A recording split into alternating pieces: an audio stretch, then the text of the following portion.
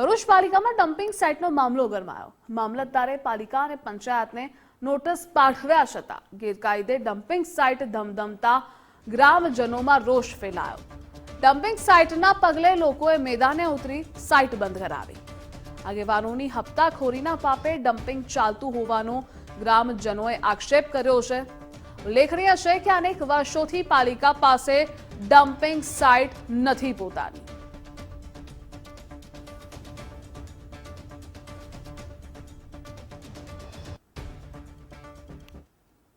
થયેલો છે છેલ્લા 3 થી 4 વર્ષથી આ ડમ્પિંગ સાઇટ અનલીગલી ચાલતી હતી।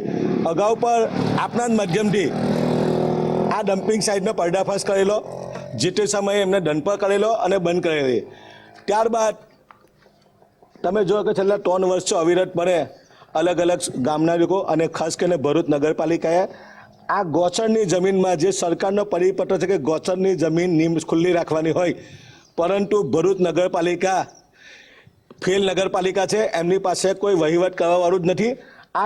આ ડમ્પિંગ સાઇટ બનવાથી આ બધું એક બાજુ કાસટ, ઉમરાજ અને ઠામ ગામના લોકોની સામે આરોગ્ય ખતરો થઈ રહેલો।